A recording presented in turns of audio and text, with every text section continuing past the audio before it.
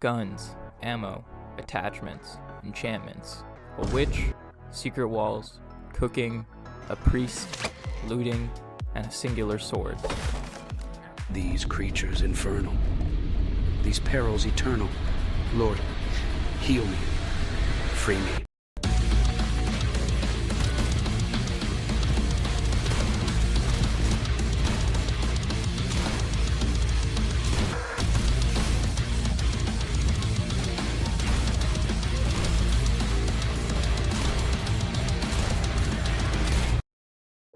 Hello, and welcome back once again. Before we begin, I should say that I am not a games journalist. I'm also not sponsored to promote this game in any shape or way or form. I'm not an expert, and to be honest, I didn't even find this game on my own accord. My roommate showed me this game a few weeks ago, and I have not stopped playing since. A quick round of applause to the 4-man development team behind the creativity of Sulfur. Perfect Random describes themselves as a, quote, small indie studio making heartfelt, goofy, and pretentious interactive entertainment. And you know what? That is the exact feeling I get every time I try and start cooking in this game. There are so many recipes in this game that I honestly recommend for you to just throw random shit in the pot and see what comes out. My first run on Sulfur looked something like this. I was slowly making my way through the dungeon, trying to be careful not to be caught off guard or surprised by a baby goblin, or maybe a dog jumping out at me from nowhere. I was trying to conserve as much ammo as I could, and I really was such a hoarder, picking everything up even though I had no idea what it was or even if I could cook with it. Gathering my first armor piece, I realized you could start making specific builds. And running the dungeon more and getting more confident, I realized you could virtually do anything you want in this game. Let me explain. After killing the first mini-boss that the game throws at you, you are either awarded with a scroll or oil.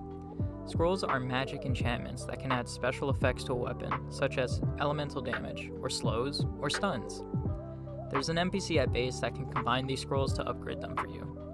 Oils are similar, in the fact that they can be applied to weapons, but they add weapon modifiers, such as additional damage at the cost of a bullet drop, or a tighter spread at the cost of, say, minus 50% loot drop. It should be noted that you can add multiple oils and scrolls onto a single weapon, potentially allowing you to create a weapon fit to kill anything. The customization doesn't stop at the weapons. Different armor pieces can drastically change your gameplay. Take high heels, for example. They don't allow you to jump at all, but you can move much faster. And you can also wear spring shoes, where it increases your jump height and it allows you to move faster. The decision to mold yourself to become a perfect weapon, depending on what you're going for, is honestly so freeing and fun. With the variety of weapons and armor pieces, a level can go from extremely challenging to a walk in the park with one single item. When I say the term looter extraction, people think of titles such as Dark and Darker or Escape from Tarkov. Both of these games I've played before, and both of these games I've gotten completely dunked on by better players. However, currently, Sulfur has no multiplayer element, at least not yet. The PvE-only combat doesn't mean it's easy. Enemies can have mutators that can alter their combat to make it be something mild or something explosive. Here's a quick description of all the mutators.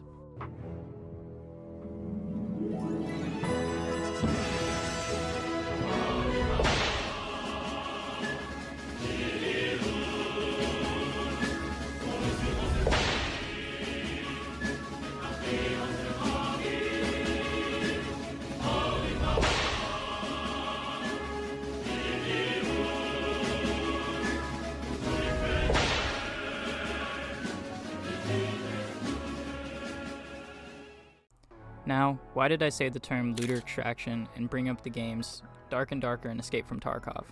Well, the inventory system in this game reminds me a lot of Dark and Darker and Escape from Tarkov.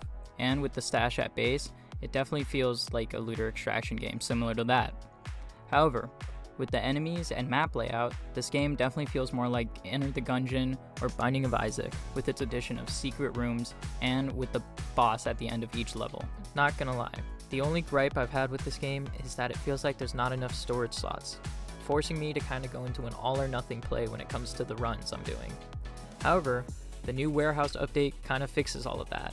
The first storage unlock I received was the suitcase. I got it after defeating the first floor boss, and it seems like a straight up addition of the normal storage chest that you has, allows you to store ingredients, weapons, and clothing without restriction. The refrigerators can be found in the underground sewers or waters. You have to go into the water of the sewer system and swim out, and there you'll find the refrigerator. Make sure you have enough inventory space and a full charged talisman, because once you get this, you definitely don't want to lose it. The safe is available to buy at any time of the game from Stiff Lake for 32,000 gold. Pretty steep, but again, none of these new storage systems have any restrictions on them. But maybe in a new update, we'll see the fridge being able to only store food or something. And finally, for the last two pieces, they are located in the castle level, which essentially means you need to complete the whole game to know what you're getting into. From what I've learned, to get to the castle, you need to go through the maze to get there eventually. Not too hard, as long as you pack enough munitions and supplies for your journey. Since I myself have not beaten the game and gone that far, here's a link down below to someone else who has done everything you can possibly think of inside of Sulfur, from beating the game in under 15 minutes to acquiring every single possible loot you want to even doing challenge runs. Definitely check him out, the homie Dot. So, what's the gameplay loop and what's the lore about this game? Well, let's talk about the gameplay loop first. Essentially, like Dark and Darker or Tarkov, you can go into these raids with gear that you bring in from your stash saved up from previous runs, or you can go in with the default kit that the game gives you.